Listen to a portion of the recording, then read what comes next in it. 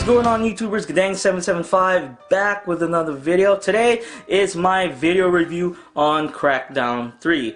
Now, I went into this game with very low expectations, okay? Like, after seeing the footage of the wrecking zone and seeing cloud destruction not being up to par of what we were shown back in 2014, 2015, or whenever they showed us that footage, I was really disappointed because I was looking forward to that cloud destruction multiplayer, aspect of the game. And this is coming from a person who is not a Crackdown fan, who wasn't a fan of Crackdown 1 and 2. Now, Crackdown 1 was okay, was playable by my standards, okay? But when it came to Crackdown 3, I played maybe 2 minutes of it and that was it. I turned it off and I never looked back. Now, Crackdown 3 is a whole nother animal of itself. This game is good, okay? You heard me, good. And a little spiel right here. Don't mind the dumb dog barking. Sorry, you're not dumb. You're just, your owner's dumb for leaving you outside in the cold. Yes, it's freezing balls cold out here right now. Now, the thing is, if your first time here listening to one of my video reviews, please bear with me. I basically talk about everything that I remember that was good about the game, and I talk about everything that I remember that was bad about the game. I have nothing written down, so this is all off the cuff of my head, so bear with me. And at the end of the video, I will give the game a score of 1 being absolute garbage and 10 being the best thing ever since the day I was born. The best day, the Lord's day, my day. I like that. I like that little spiel I do. No, but seriously. Crackdown 3, I'm going to start off with gameplay and fun factor. Gameplay and fun factor is where this game is at.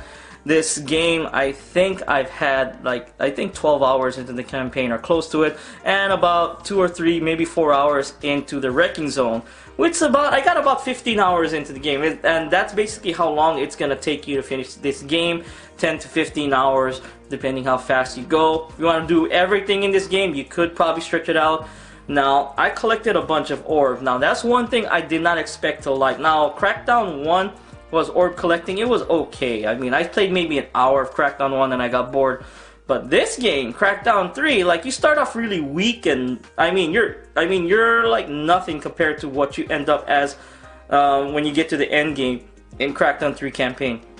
So you start off really weak, but you start collecting these orbs, these agility orbs, and they're everywhere. There are hundreds of agility orbs all over the place. Now, I got like 400 something agility orbs. Now, I looked at Phil Spencer's thing, man. He's got like 500 agility orbs, and I'm impressed. Like, holy smokes. And there are there's a small percentage of people out there that collected all agility orbs. Yeah, I can't do that. That's way above me. But the thing is, I got to level 5 in every attribute you can get, except driving. I don't care for driving in this game. I mean, why am I gonna drive if I can jump around like the Hulk, and I'm as strong as the Hulk? You jump around and you're pretty fast too. When you're jumping and you do the dash and you're fast. Okay, it's like you're faster jumping around than being in a car. That's just my opinion. And the car driving isn't that great anyway. I didn't care for it. If I wanted to play a driving game, I'd play Forza. At least GTA driving is a little bit better, more, control over it. Now, another reason why I don't do the driving in this game, there's no music. If there was music like GTA, heck, I'll be driving around. So there's no incentive for me to drive, only for achievements, and I don't really care for achievements. I go into game to play, to have fun. But don't get me wrong, this game is fun, okay? Some frustrating parts in the game, like the propaganda towers. I did that. I got all the propaganda towers. Man, that was hard. Okay, one of them was hard because I think I tried to do one when I wasn't the right level. I didn't realize like agility levels go up.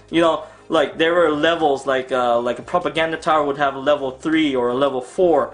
And I was like, what's that? But then you look at your stats. You got agility. You got strength. Or like melee, the punching. Then you got explosives. You got driving, which is garbage. I don't care for garbage. And then firearms. Okay, you got 5 attributes or something like that. And they all go up certain levels by the amount of orbs you collect. So, and I didn't understand that, like, I was trying to do a level 3 or level 4 propaganda tower while I was only level 2. So I couldn't really do it. So I was like, how do I do this? I was getting frustrated, I almost threw the controller, and I was like, oh, I figured it out. You know, and that was me. I didn't pay attention. I didn't look. I mean, I just went in there. Ooh, look at this thing. I'm gonna go and shut it down. You know, because like, oh, there's only like 12 or 13 of those propaganda towers. You know, how fast would I be to get all of it? I tried. That was one of the first things I would try to do. And yeah, you gotta collect those orbs. And I think I collected 400 plus orbs. And the orbs, collecting orbs is addicting in this game. Whenever I hear that sound, ning, ning, ning, I'm looking, where's the orbs? Where's the orbs? You know, and they got these special blue orbs that are all over the place as well. And every time I hear that sound, yeah, I'm looking. And like the first couple days I played this game, I heard that orb thing in my dreams. It haunted me. Not in a, well, I guess in a bad way, because I kept on waking up, trying to get the orb, but I was sleeping.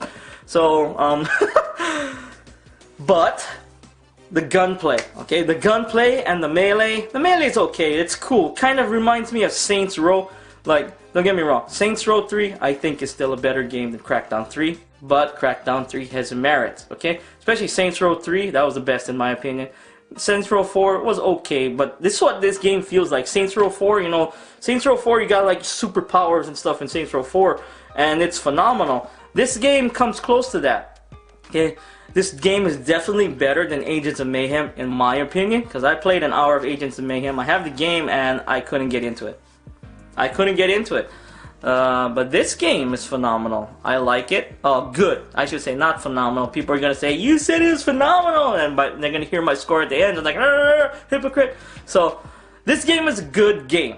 Okay, the gunplay, the melee, the jumping around, the open world, and the open world does look good too. Now, a lot of it's very static, you know, like the people, you can't really see the details in their face, but the buildings, the neon lights, this is a very bright game. Very reminiscent to Sunset Overdrive, okay?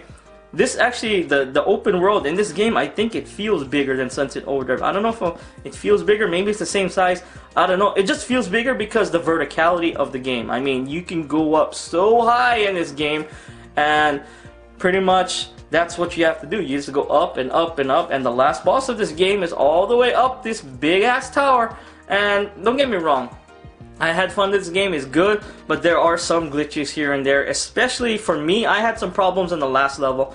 The elevators weren't working for me. Like, I was like, huh, the elevator is taking forever to come down, because like I'd be looking up and the elevator, like I'd be standing in the elevator, it would take forever for the elevator to come down. I don't know. But I eventually beat the game, took on the last boss, and all the bosses are unique. Some bosses are harder than others, because that's mainly because I think when you start off the game you're so weak. That's why the first few bosses in the game feel hard, but the stronger you get, the bosses get a little easier, but harder at the same time, because some of the bosses, like toward the end, they get a little tough. It depends, and you can pretty much tackle any, well, I don't think so. I think there's a certain way you can go about tackling the bosses. Like, there's a percentage. It's gonna say, like, if you're gonna go tackle this boss, this area, it's gonna give you a percentage.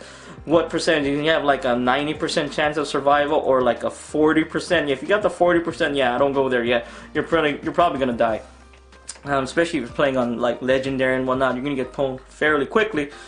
But yeah, this game is fun. The gunplay, I like it. Very, very satisfying to blow things up in this game, punch things, I mean, carry stuff.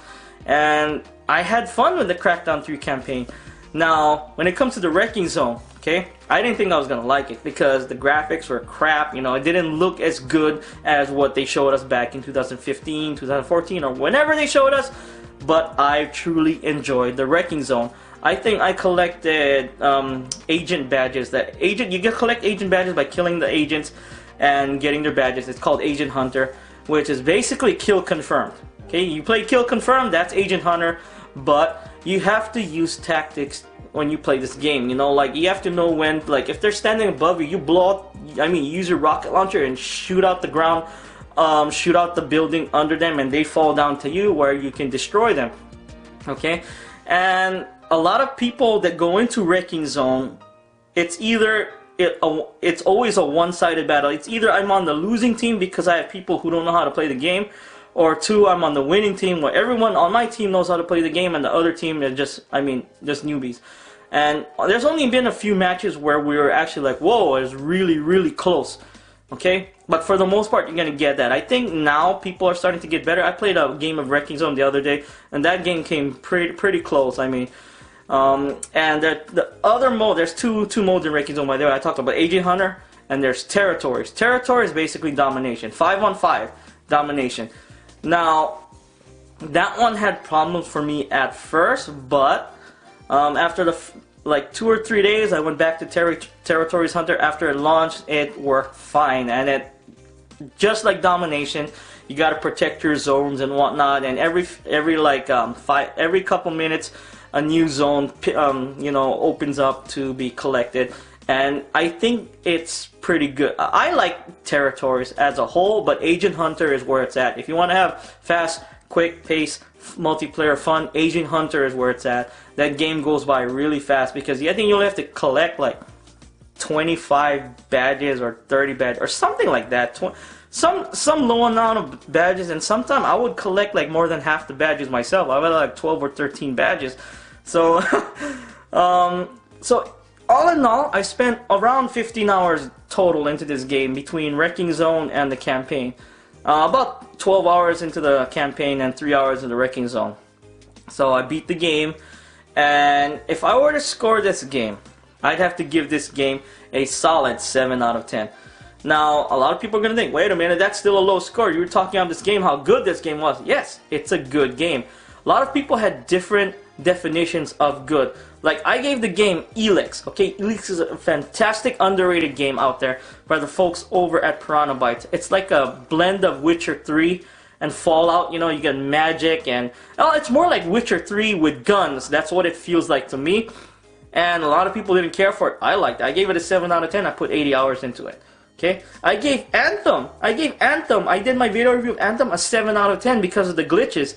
Okay, the glitches and whatnot, and the repeating endgame, but it's still fun. I've got like 60 hours into Anthem, and I'm probably gonna put at least 10, 15 more hours into this game, Crackdown 3, because I think it's a good game. Okay, it's a fun game. Okay, 7 and 8 are still good scores in my opinions. 6 is a fair score.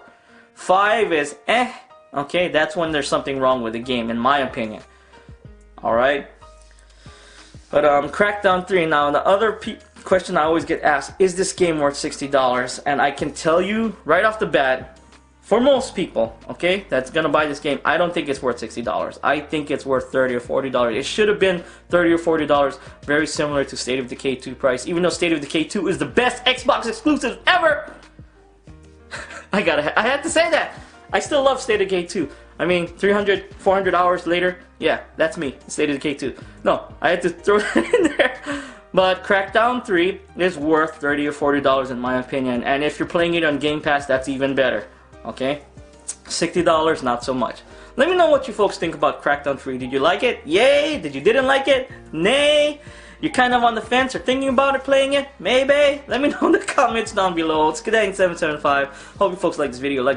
Hit that like button, subscribe to my channel for more videos every few days. If you didn't like this video, hit that dislike button. Let me know in the comments down below. I do appreciate the criticism. This is Guddang 775.